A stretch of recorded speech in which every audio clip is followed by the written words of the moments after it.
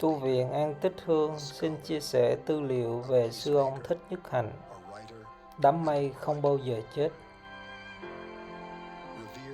Dù những bài giảng về chánh niệm của Thầy được cả thế giới biết đến, Thầy vẫn sống một sống tĩnh lặng khiêm nhường của một vị tu sĩ hòa mình với thiên nhiên và được bao bọc bởi tăng thân.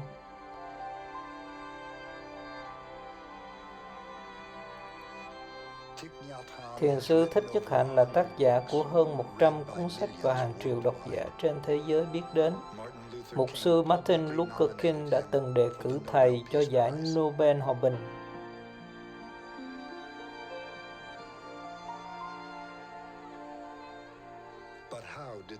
Nhưng làm thế nào để con người khiêm nhường đến từ miền Trung Việt Nam này đối diện với sự tàn khốc của chiến tranh và đứng lên cho một nhà lãnh đạo tâm linh hàng đầu đem giáo lý của Đạo Phật đến với Tây Phương và tác động đến sự thay đổi trên thế giới?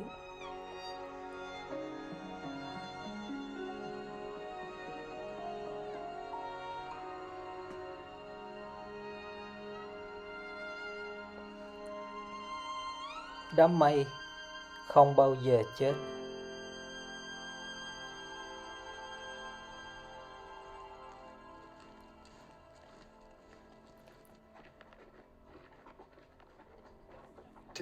Thiền sư Thích Nhất Hạnh sinh tại miền Trung Việt Nam vào năm 1926 dưới thời thực dân Pháp đô hộ. Ngay từ nhỏ, Thầy đã ý thức về sự bất ổn chính trị và những biến động diễn ra trên đất nước mình. Lên 9 tuổi, khi nhìn thấy bức hình của Bụt trên bìa tạp chí, Thầy đã phát khởi ước muốn sâu sắc là trở thành một người bình an và tĩnh tại như Bụt.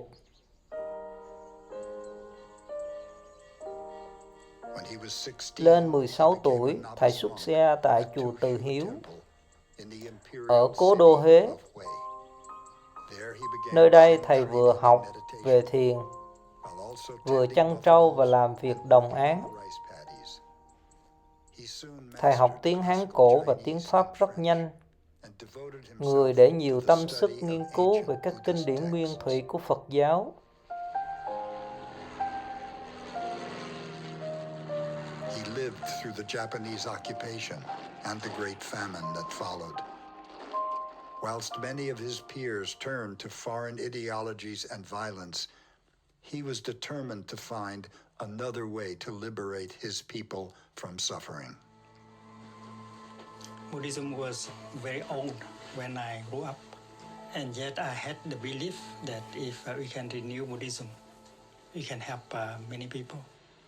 That is because I had learned in history that there were periods of time that Buddhism was able to help to restore peace.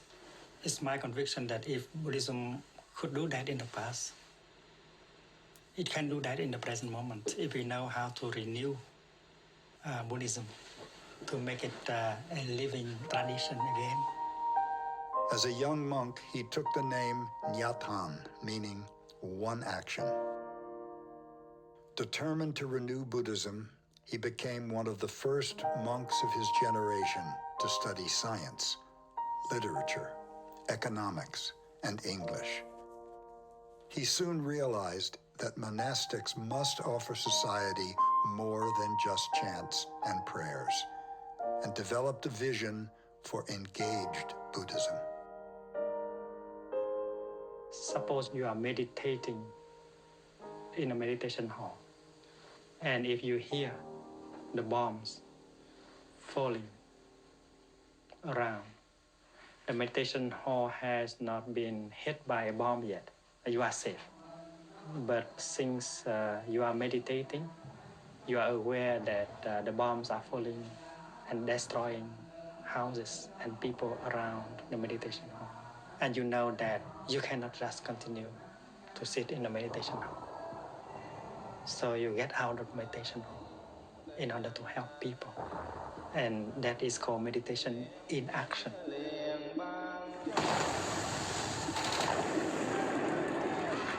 In 1954, as the communist North and anti-communist South vied for dominance, Vietnam was divided and violence raged.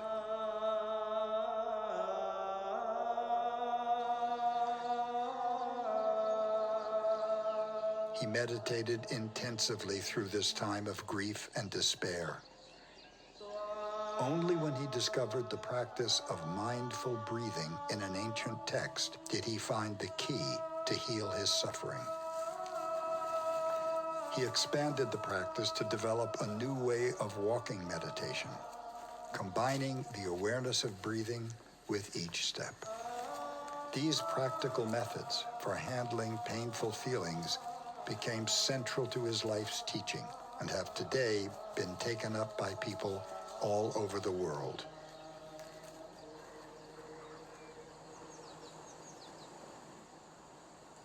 He and his friends established a mountain refuge where they could restore their spirits.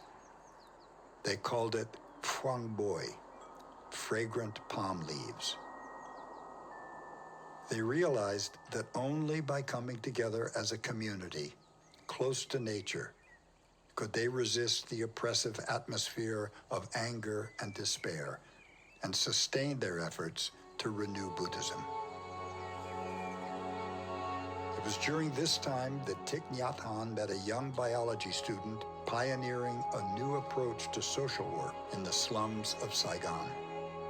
Inspired by his teachings, she went on to become his lifelong collaborator, later receiving the name Sister Chan Khong. After just 4 years, deadly fighting reached Phuong Boi.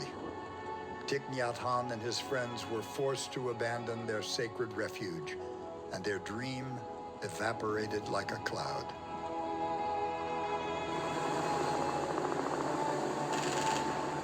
In 1961, as the war continued, Thich Nhat Hanh traveled to study and teach at Princeton and Columbia universities in the United States.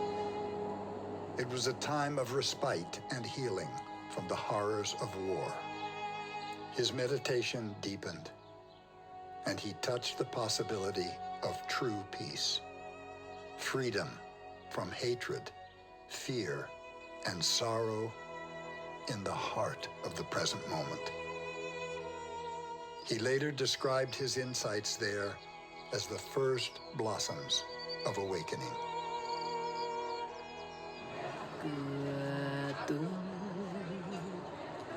When South Vietnam's oppressive Diem regime was overthrown, Thich Nhat Hanh was called home to help guide the Buddhist peace movement. Soon he became a leading light in this non-violent third force that refused to take sides in the conflict. He and his colleagues founded a publishing house, a university, and a leading Buddhist journal which printed 50,000 copies every week. The journal reported on the protests and published his peace poems. They were taken up by well-known singers of the day and were sung in the streets. This is a poem I wrote during the Vietnam War.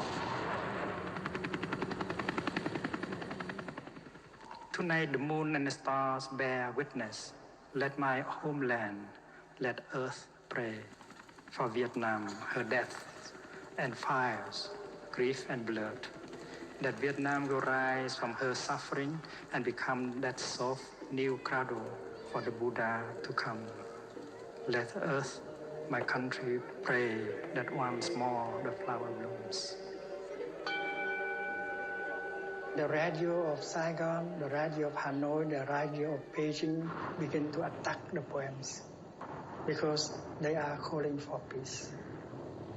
No one wants peace. They want to fight to the end. I have suffered a lot. I have known what is the war. I have seen brothers and sisters dying. And I myself escaped death in a very narrow way.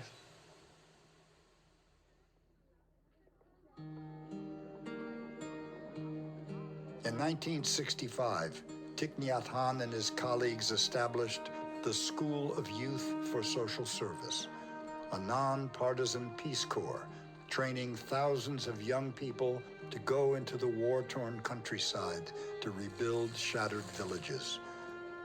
But it was dangerous work, and several students were targeted and killed. We followed a program for rural development. We created community schools in villages. We work with orphans, war victims, and I can say that we learned from many teachers, and among these teachers, our own suffering, our own difficult situations.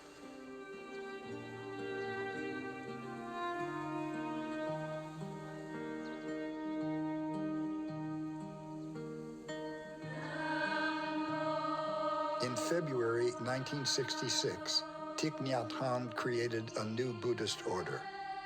Today, the order has over 3,000 members worldwide.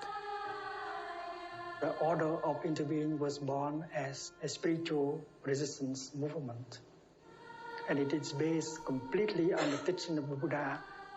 And if you read the first mindfulness training, you know that this is the practice of non-attachment to views, freedom from all ideologies. This is a direct answer to the war. The first mindfulness training, aware of the suffering created by fanaticism and intolerance. We are determined not to be idolatrous about or bound to any doctrine, theory, or ideology, even Buddhist ones.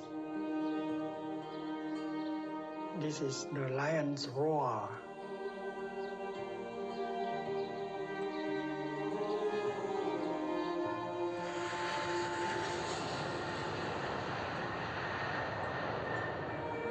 In 1966, determined to change the situation, Thich Nhat Hanh once again left for the U.S. to raise his voice for peace. He was supported by many influential spiritual and political leaders of the day, including Dr. Martin Luther King Jr. He knew that if he could persuade Dr. King to come out against the war, the tide of public opinion would change. Somehow this madness must cease. We must stop now. This is the message of the great Buddhist leaders of Vietnam.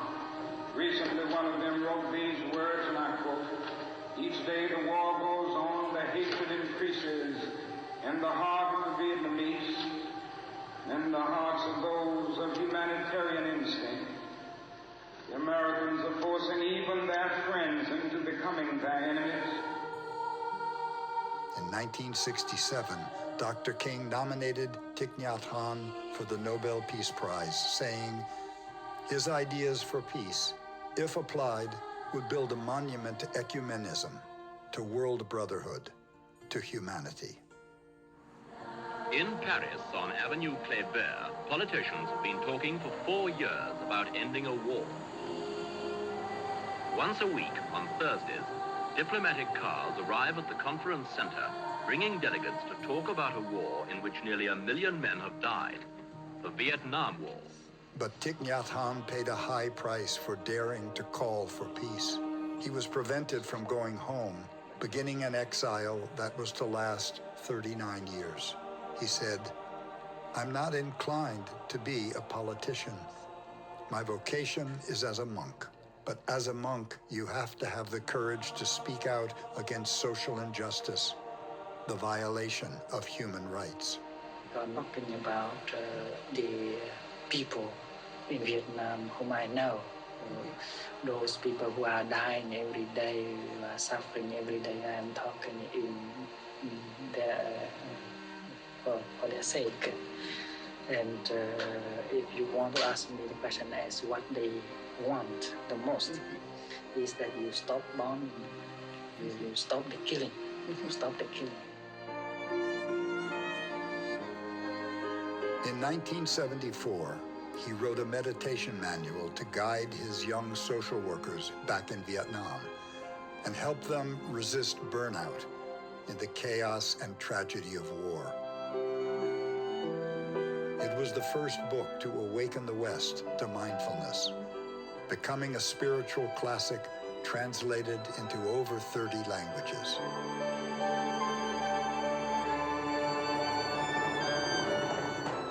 By 1978, the plight of Vietnamese refugees fleeing the communist regime had become a major humanitarian crisis. In Singapore, Thich Nhat Hanh and Sister Chan Khong rented 2 ships and rescued hundreds from the high seas.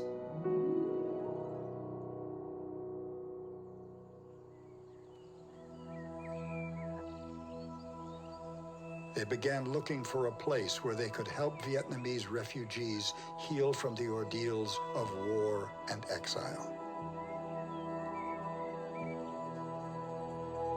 They found land in the south of France, which they named Plum Village, after planting over 1,000 plum trees in the fertile ground. Word spread that Plum Village was a place to deepen meditation practice and receive the Zen masters' direct guidance. Intellectuals, artists, social workers, and activists traveled there from around the world. He led retreats in America and Europe and nurtured many of today's leading mindfulness teachers, pioneering a new way of communicating Buddhist teachings. You walk, you do it as if you are the happiest person in the world. And if you can do that, you succeed in walking meditation.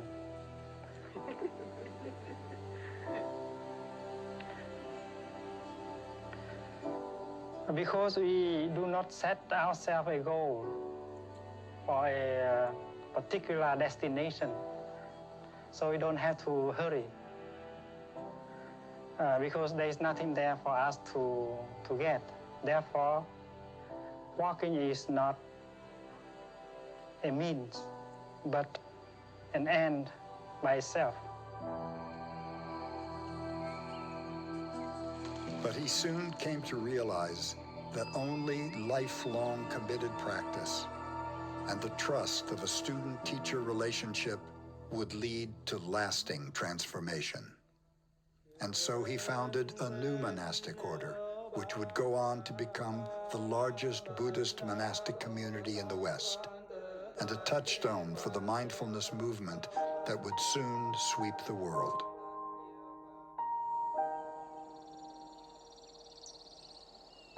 Responding to the growing demand for his teaching and practice, by the early 2000s, the Zen master had established monasteries in Southern California and New York State.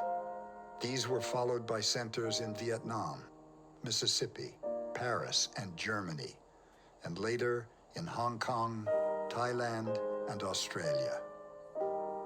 He saw that in order to transform violence and fanaticism around the world, we would need to come together as brothers and sisters in the human family and learn the art of cultivating peace. He understood the potential for collective meditation practice to help transform the alienation and loneliness of the modern world. His retreats grew from groups of tens of people to international gatherings of thousands.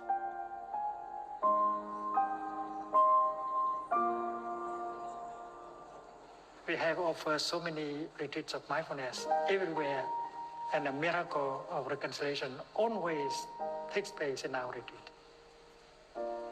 We learn how to listen to our own suffering. We learn how to look at the suffering of the other person. We suffer less after 4 days of practice. After 39 years of exile, Thich Nhat Hanh was finally given permission to return to his homeland. course of 3 visits, he led thousands of people in mindfulness retreats and ceremonies of healing to transform the suffering of the millions who died on both sides of the war. He established Batnya Monastery, where his teaching became a beacon for a whole generation. But the growth of his popularity sparked fear. After 4 years, the government closed the monastery and forcibly disbanded the 400 young monastics. His students found refuge in Thailand, and Thich Nhat Hanh's influence in Asia continued to grow.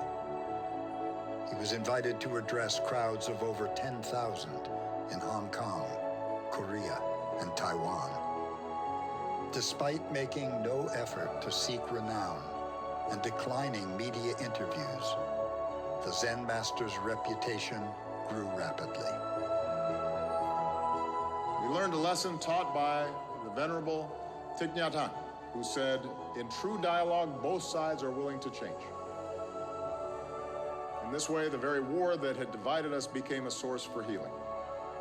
He was invited to teach at global parliaments, the Vatican, the World Bank headquarters, Google, and to groups of international CEOs. His model for mindfulness in education is now being practiced all over the world.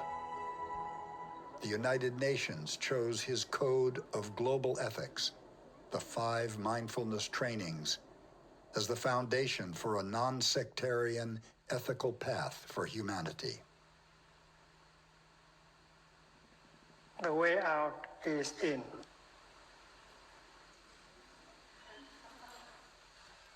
Go back to oneself and take care of oneself. Learning how to generate a feeling of joy, learning how to generate a feeling of happiness, learning how to handle a painful feeling, a painful emotions, listening to the suffering, allowed understanding and compassion to be born and suffer less. In his 89th year, Thich Nhat Hanh suffered a major stroke. Undaunted, his spirit undiminished by physical adversity, he did not give up on life or his vision for the future. He chose to use the last chapter of his life to return to Tu Hu Temple in Vietnam and connect his global following with their roots.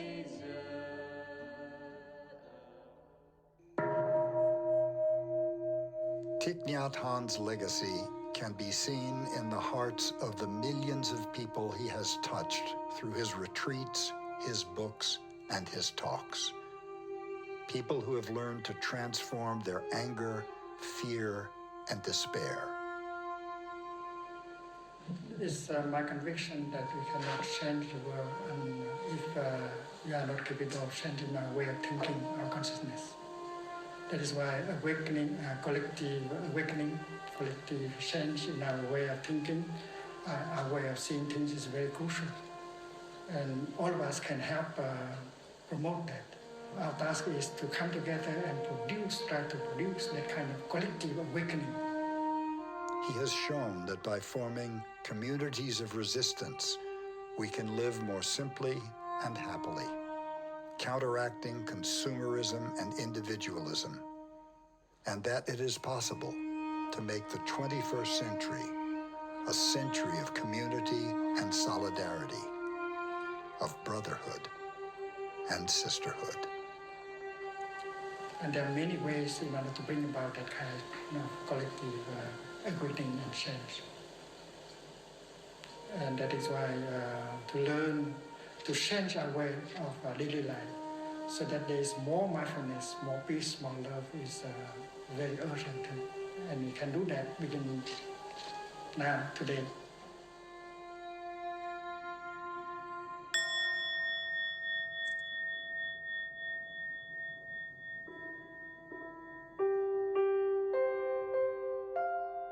When you wake up and you see that the earth is not just the environment. The earth is in you. You are the earth. And you touch the nature of interbeing. At that moment, you can have real communication with the earth.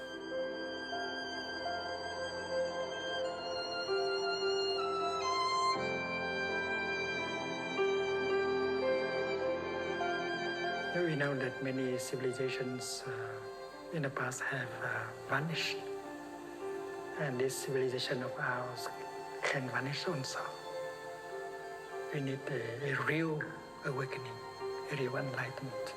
We have to change our way of thinking and seeing things, and this is possible. And our century should be a century of spirituality. Whether we can survive or not depends on it.